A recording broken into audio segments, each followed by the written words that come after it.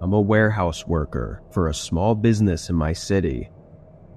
I'd been in and out of jobs for a while, so this wasn't really a career or anything. I just did what I had to do every night, and that was it. Specifically, I had to unload pallets of shipments that came in and put everything in their designated places in the warehouse. Super simple job, and most of the time I just put in earbuds and listened to music while I did it. With the warehouse not being too big, very rarely would there be another person working overnight with me. That would only be on the holidays, but this night was just a regular night. I came in, counted the stock, then put my headphones in and started unloading the boxes from the shipments. I started at 10, and it was probably somewhere between 12 and 1 a.m. when a knock echoed through the building. I took my headphones out and listened, but didn't hear it anymore. The building was old and would creak and groan throughout the nights, especially when it was windy outside. But what I thought I heard was clearly someone knocking. I walked down to the back of the building and looked around, then went to the front. I didn't see anything inside, so I opened the front door and looked outside. The parking lot was empty, and the night was still and quiet. I shut and locked the door, then went back to work, thinking I must have just misheard it. Being more cautious though, I left my headphones out for a bit. 20-ish minutes went by before I heard something again. This wasn't a knock though, it was more of a single thump coming from the front. I hurried down the hallway and up to the front portion of the warehouse. Nothing was there. No signs of anything wrong or anyone at the door. I knew what I heard this time though, which is why I got kind of nervous. I stood in the middle of the room for a moment and just looked around silently, listening and looking for something, anything, to be the cause of these noises. Standing there, I got a bad gut feeling, just that something wasn't good about this. I walked up to the front door and leaned on it to look out at the parking lot again, but as I put my weight on the door, it swung open with ease. I stumbled forward, not expecting it. It was almost as if the door wasn't locked or even latched at all. Yet I had checked and locked it not even a half hour ago. I looked at the door, then saw the latch lying broken on the ground in front of me. My stomach tightened, and I felt my adrenaline suddenly spike. Not even a second later, I heard the faint sound of footsteps echoing from the dim hallway behind me. I quickly went out the door and into the parking lot, still in a dazed and unsure state. Once I was a good distance from the door, I turned around. Barely visible through the glass door, the shape of a figure walked up to the other side. They moved around for a moment, definitely looking at me. Then they walked away. I called the cops as soon as I could and waited in the parking lot, but never saw any more movement in the building. When they arrived, they found that he'd left through the back door, and it seems like they couldn't figure out anything else to help solve the case. A few things showed up missing, but nothing substantial. And honestly, I think it was probably just from a wrong stock count. Regardless of if anything was stolen, to break the latch, he must have had some kind of tool or weapon, which only makes the whole thing more scary. They also moved the door back to look like it was closed, knowing it would keep me from figuring out what was going on. Maybe if I hadn't noticed the door was broken, I would have come face to face with whoever that man was, and I have no way of knowing how that would have turned out. Although unlikely, I couldn't shake the feeling that he was coming after me for some reason, so I've since left that job and moved on, hoping I don't run into him again.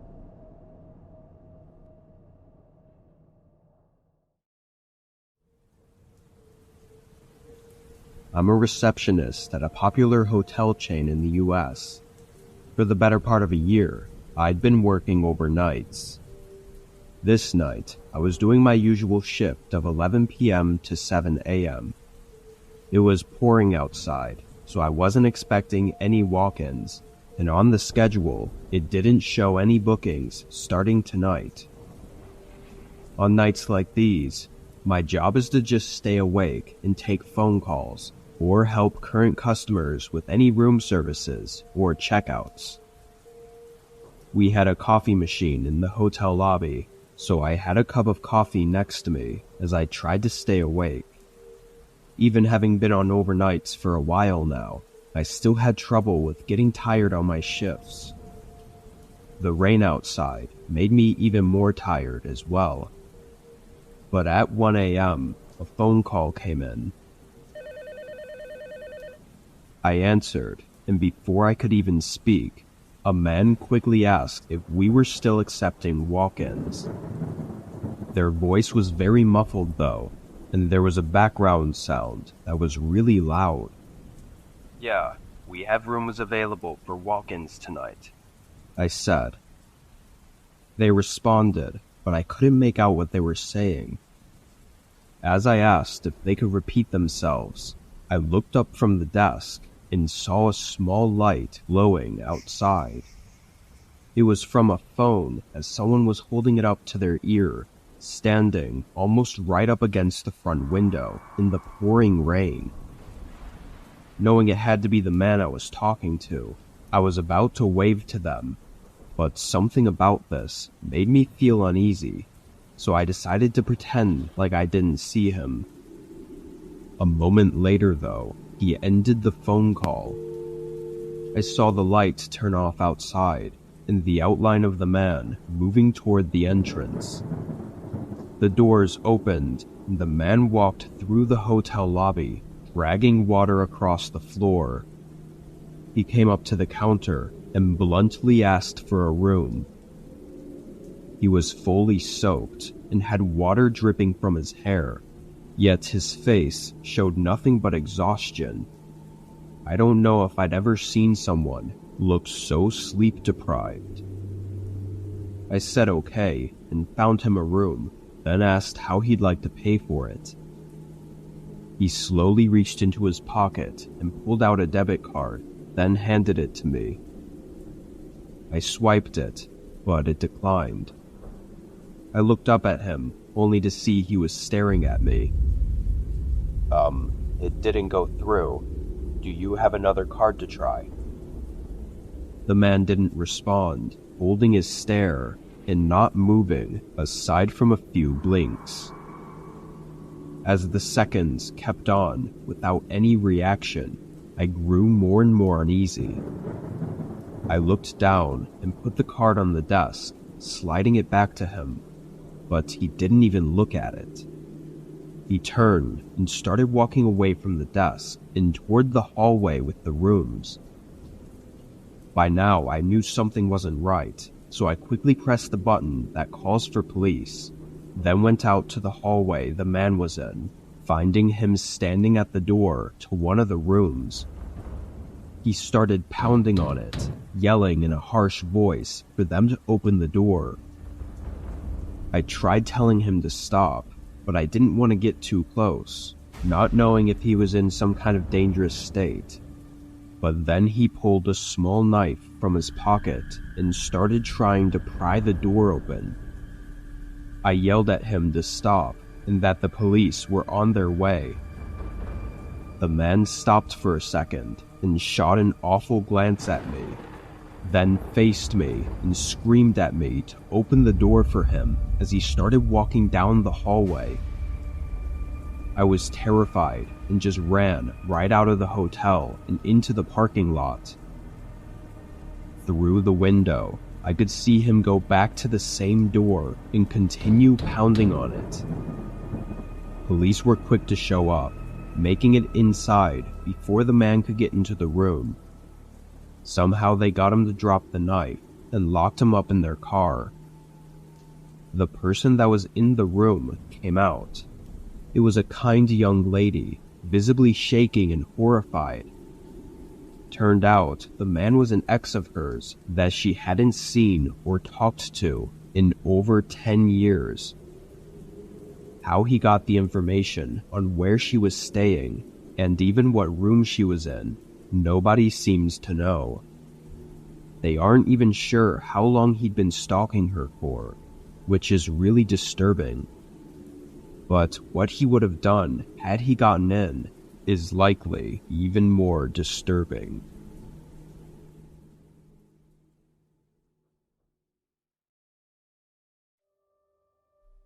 My parents own a small shop in our town.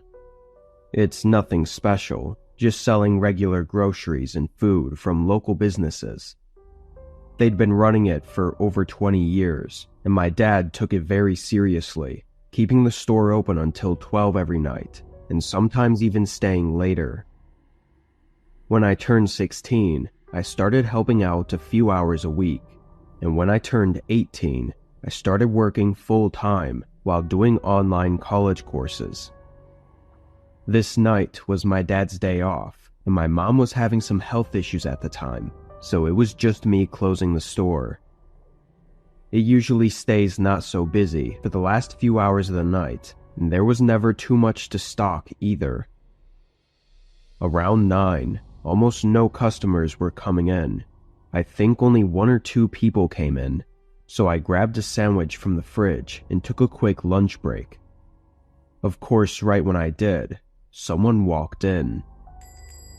I made my way back to the front desk and put the sandwich aside, waiting for the customer to finish shopping first. I pulled my phone out, and after a couple minutes, I looked up to see how the customer was doing, but didn't see him. I scanned the room again and still didn't see him anywhere. Thinking they were maybe in some off angle I couldn't see, I waited a few more minutes, but they still never came into sight. I didn't even hear them either. Feeling off, I walked around the counter and started looking through the aisles, and it didn't take long to find them. In the second aisle, a man was crouched down at the end, staring at the floor and not moving or making a sound. "Sir?" The man immediately looked up at me, then stood up and continued to stare at me. All I could focus on were his eyes.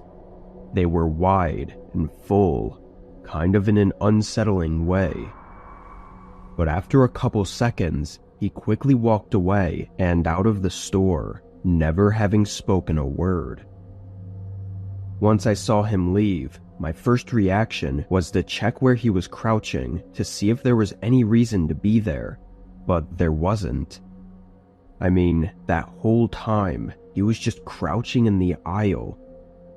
It kind of freaked me out because of how odd it was. I went up to the front door and checked that he'd fully left the area. Obviously it was dark out, but I didn't see him anywhere. I then went back to the counter and stayed a little more alert. 3 hours passed, and not a single customer came in. It was now time to close up, and after so much time passing, I wasn't thinking about that man anymore. I was just ready to go home. I walked up to the front and locked up the door, then grabbed my bag and started walking toward the back door to leave, when an extremely loud bang screeched through the store. I stopped in place, knowing it had to come from somewhere in the back, and it was so loud that I had no idea what it could have been. Worried, I slowly walked to the corner and looked down the back hallway. At the far end, dust was scattering through the air as the metal back door was loosely open, and standing right in the hallway was that same man from earlier. He was staring at me with the same wide-open eyes. I didn't know what to say or do. It was like I was just frozen in that moment. Despite his clear determination to break in, he didn't look angry. He had no emotion at all. I took a few slow steps back, then ran for the front, leaving the store and running to the other side of the street, calling 911. I called my dad too, and he rushed over to make sure I was okay. The man at the store was gone when police got there, but he'd left behind a sledgehammer sitting on the pavement behind the store. At first sight, nothing looked to be missing or stolen, so his intentions are anyone's best guess. It's clear he was unstable though, which means he could have been planning anything. Thankfully for me, I didn't have to find out what that was.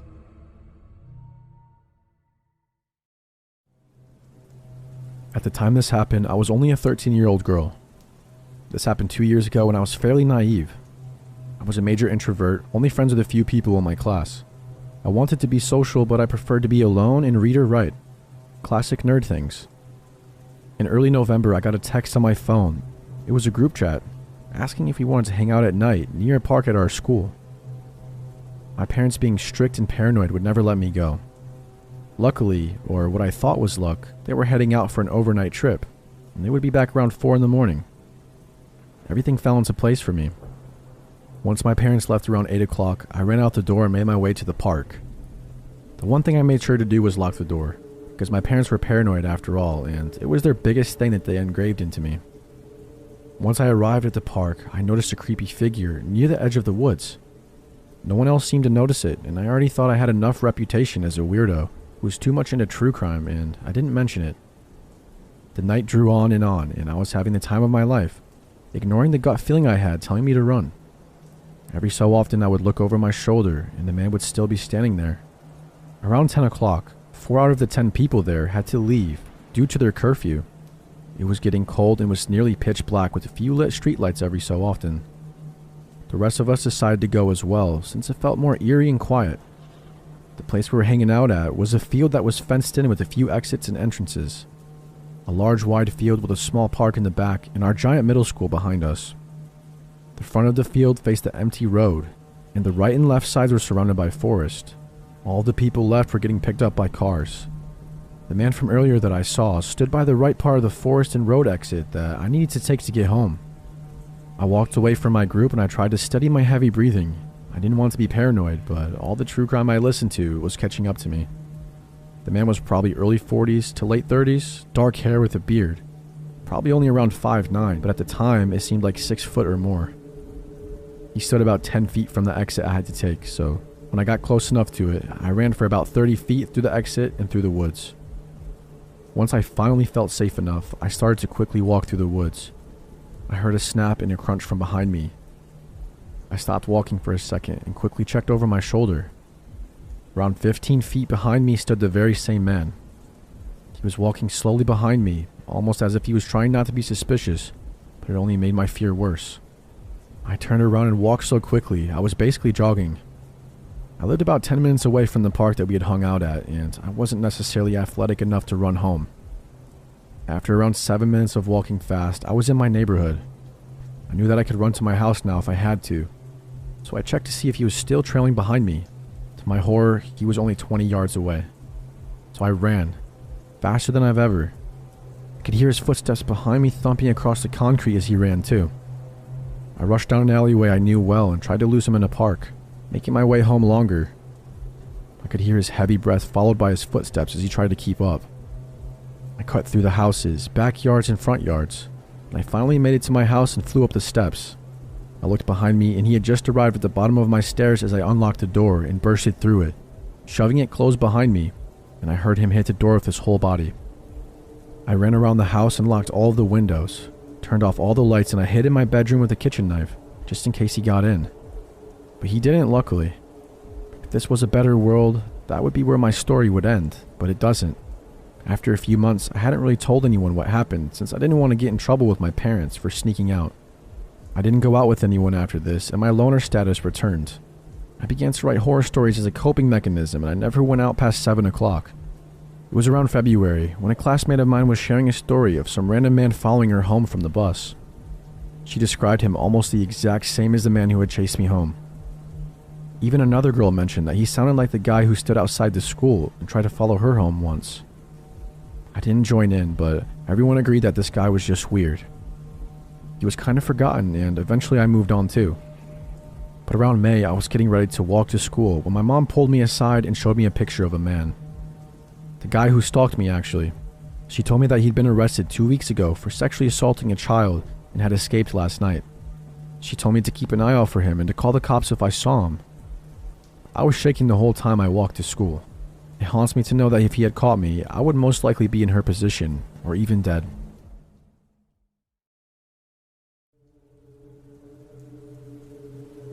This incident happened during the summer of 2015, just after I had turned 21, and to date it is still one of the scariest things I've ever experienced. To this day, I still get creeped out when I remember it. The day after it happened, I went back to the park and I took pictures of the whole journey in the daylight to send to a friend, so I'll include them here as proof as well. One of my favorite things to do that summer was drive around late at night. As soon as the sun had dipped beneath the sky, or as soon as I clocked out from my job, I'd be in my car and ready to explore the city that I grew up in. July 9th, 2015 was one of those nights. My city's Italian-American festival was being held that week, so after getting out of an evening summer class I was taking at the time, I headed downtown to see the festival for a bit, and I met some friends. I left the festival around 10 p.m., and since I was still wide awake, I decided to go hang out in this little park that was on the shore of a local lake and listen to some music for a while. When I got there, no one was around, and the combination of the warm night air, the quiet rippling of the water from a gentle breeze, and the distant sounds and lights of the nearby city limits lighting up the edge of the horizon made for a perfect night to be out there alone. I parked near the gated entrance to the old weathered playground I had known since childhood and perched myself on one of the swings, with my headphones in and playlist blaring. I was there for about half an hour before they showed up. A set of headlights turned into the parking lot and caught my attention. I watched as a little red Saturn parked on my passenger's side, right next to the gate that I had come in. This little lakeside park is a common night fishing spot, so at first I didn't think anything of another car showing up, and I brushed it off. But after a few minutes, something in my brain told me to be aware of my surroundings.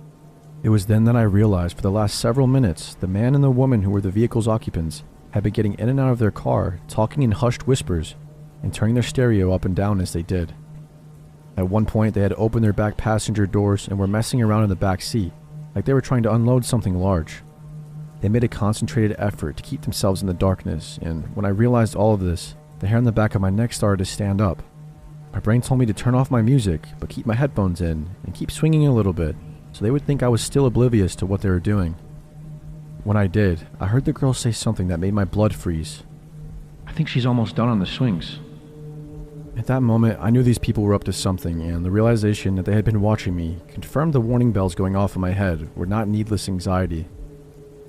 I needed to get out of that park, but in order to do so, I would have to walk through the gate and past them to get to my car, and my mind was screaming at me not to go near them. Instead, I got off the swing and walked toward the back corner of the playground, where the majority of the large equipment was, and acted like I was texting someone. I hid myself from view while I tried to figure out what to do. And what I heard next made my heart drop into my stomach. A third person's voice joining their conversation. It was then that I realized that while I was busy keeping my eye on these weirdos, a second car had pulled into the parking lot, but the driver had never gotten out until now, when I was out of sight. It was an older looking woman with a raspy voice, who sounded like she had been chain smoking all of her life.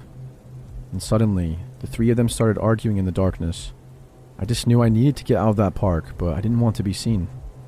The part of the playground I was hiding in was situated up against a fence line that separated the playground and fishing area from the basketball courts and boat dock. Aiding and concealing me in the darkness was a large maple tree, whose thickly leaved branches dipped halfway to the ground, and whose trunk, thankfully, was growing on my side of the fence. I decided I was going to climb the tree, high enough to where I could at the very least saddle the fence and hop over. I did this as quickly and quietly as possible, and as I realized I was actually doing it, I was hit with a powerful combination of nerves and adrenaline that almost caused me to lose my balance and fall. Luckily, I saddled the chain link fence, which started squeaking loudly and digging painfully into my thighs through my jeans. But I didn't care. In one sweep, I was up and over the fence, free at last. Afterwards, I decided that I was going to slink around in the dark to the other gated entrance to the park by the boat dock, and then sneak my way along the road back to the entrance where I was parked. Once I was there, I was going to make a dash for my driver's side door and get in as quickly as possible, lock the doors, and get the hell out of that park. My heart was still pounding as I walked along the wet grass, but now that I was where I was at, doubts started to pop into my mind. What if I was over-exaggerating, and what if I was blowing things out of proportion, like I have a tendency to do sometimes? What if they weren't doing anything wrong? As I got closer to the main entrance, I did my best to hide myself in the shadows from the orange glow of the streetlight that illuminated the road. Just at the entrance was a large bush with a porta potty on the other side, and I quickly ducked behind it until I could work up the nerve to run to my car. The people were still there, but now they were congregating in the parking lot, with the raspy voiced lady less than 50 feet away from me, standing next to her car. Just as I was trying to figure out what to do next, I heard her say the one thing on top of everything else that I heard and experienced that night that completely took all the strength and bravery out of me. "Did you get rid of the body yet?" It was like someone punched me in the stomach with an iron fist of fear, and all the momentum I had built up just drained from my body instantly.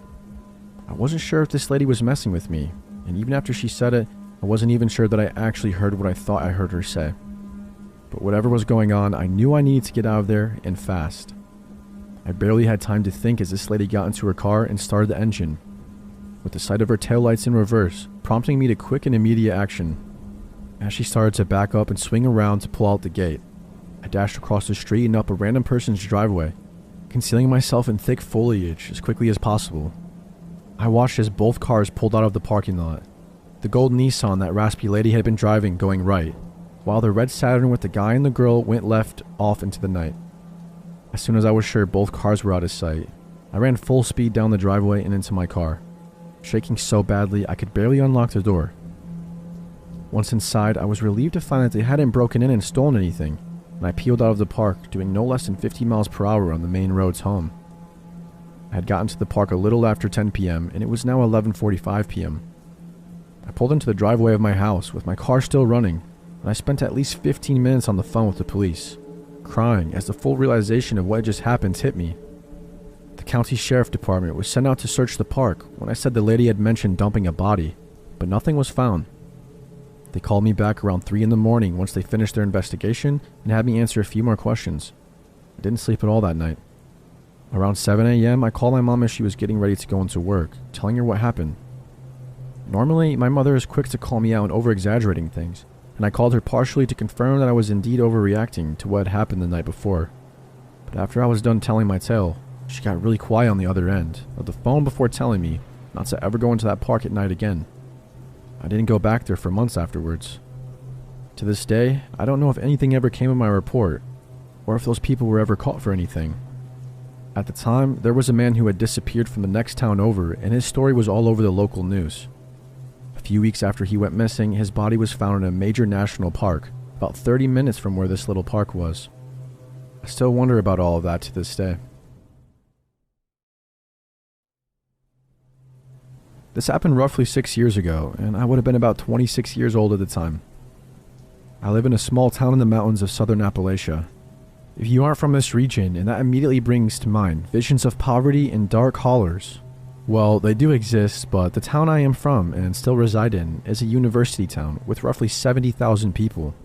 We have a number of public parks, but in recent years the most popular is the newest, which was built on the south side of town and has a dog park, in addition to a normal playground type park for children, and numerous walking trails, some of which go through wooded areas. It isn't uncommon for people to be walking their dogs late at night. I need to describe the layout of the park a little bit in order for the story to make sense. There was a large parking lot on one end, and this is the main entrance of the park, and it is where the children's playground and the dog park are located, as well as the restrooms, etc. This This lot is long, rather than wide, and stretches alongside a sidewalk that runs next to the playground.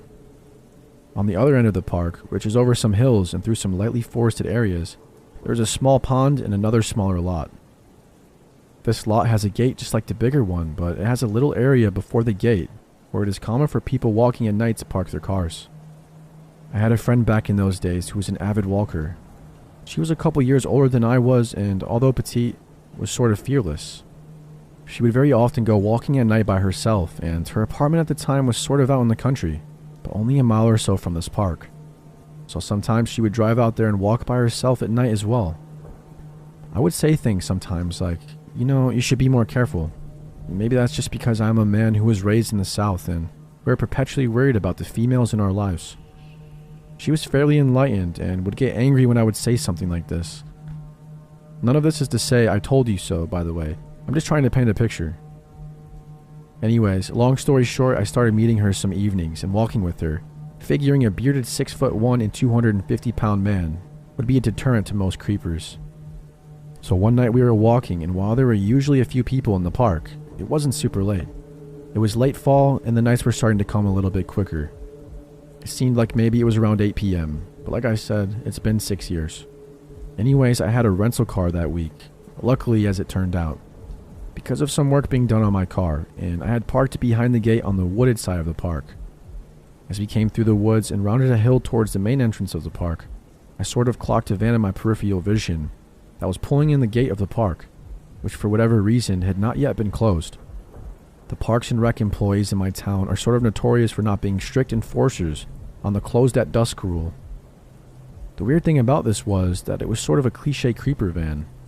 It was an older model Chevy with no windows in the back, a mottled rust and paint job, and dark tinted windows in the front. For a lot of you, depending on where you live, I'm sure this might already be raising alarms, but in Tennessee, that is like every fifth car on the road. As we walked up the sidewalk parallel to the lot, the van turned behind us and then drove slowly past us on our left, coming almost to a stop, then speeding up to circle around ahead of us at the end of the lot. At this point, obviously I was paying closer attention. Now the van was coming back toward us, and the driver's side window was down. This would be the part where a lot of naysayers will probably think I'm making this up, because the man staring at us from that van was about the closest thing to a cliche creep I could think of. He was large and even bigger than me, with weird aviator-style glasses that may have been sunglasses, but were transparent enough that you could still see his eyes. He was wearing a hat and a camo-style coat, and he had a black mustache. He idled not 10 feet from us, just staring at us expressionless for a moment. We both sort of stopped and stiffened and looked back at him. There was something about his gaze, some cold-hearted malevolence, the likes of which I hadn't really ever felt in my life, which immediately chilled me to my bones. I have read articles about sociopaths and psychopaths, where scientists theorize that the reason we feel uneasy in their presence is tied into an ancient biological response from the times when truly we were their prey, and they were predators among human groups and tribes. But I felt that in that moment. I felt like I was out in the wild, naked on the tundra, and he was zeroing in on me. It was this feeling more than anything that elevated this moment for me, from merely dealing with a creep to something that was perhaps far more sinister. I grabbed my friend by the arm and said roughly, "Let's go," and started quickly across the field toward the series of hills and trees that were between us and the car, leaving the sidewalk behind. She was shocked at first and followed quickly. We half walked and half ran a few hundred yards, before realizing that the van had pulled out of the lot behind us and disappeared. My adrenaline was still pumping, and we had a quick conversation, basically consisting of, "What in God's name was that?" and "Let's get back to the car and get out of here." We quickly moved through the woods and started back down the hill. As it descends toward the lot, there were a couple of wide, sweeping switchbacks with some trees and shrubs alongside. We crested the hill and could see the lot below, and what we saw there made my blood stop pumping for a moment. Behind my rental car, the Chevy van was parked, with his bright lights shining on the car and up the hill a little ways. We hid behind some foliage and watched as he switched his headlights on and off for a minute or two. Then he pulled back a bit and shined his brights further up the hill. He sat there for a long moment as we cursed the fact that we had left our cell phones in the car, tried to decide what to do. Of course, he abruptly peeled out of the lot and took off down the road, which I did not mention before is a 2-lane country road with not much on it but cow fields and trees. We took off running down the hill toward the car and were now just outside the ring of trees near the lot when he suddenly swings back in. Luckily, we were near cover and got behind a tree, just up the hill from him. Again, he started shining his brights off and on into the trees. At this point, I was thinking I was going to have to attack him or something to try and draw him away long enough for my friend to escape. Fear, adrenaline, and anger all converged in me like a dark river, and I was probably seconds away from bursting out from the tree and taking a run at him when he once again peeled out of the lot as fast as he could. Well, he didn't have to tell us twice. We sprinted the remaining distance to the rental car and jumped in. I took off and went about 60 miles per hour down the road until we got into a neighborhood. I never saw the van on the road. In fact, I didn't see any cars until we got to a main road. I have no idea where he went. If he was sitting somewhere off the road, waiting or what. We got back to her apartment and my friend told me that, at long last, she would accept a can of mace if I ever wanted to give her one. We had a good laugh at that, but we were desperately shaken. We decompressed and talked it over a while, and I agreed to contact the police the next day. I went down to the station and told an officer what happened, but I never heard anything else about it. I have no idea what he wanted. Maybe he was a pervert. Maybe he was a good old boy that just didn't like the idea of people in the park after dark. But that look he gave me when he was idling next to us makes me think we were pretty lucky to get away. Whatever his intentions, I would surely be glad to never meet him again.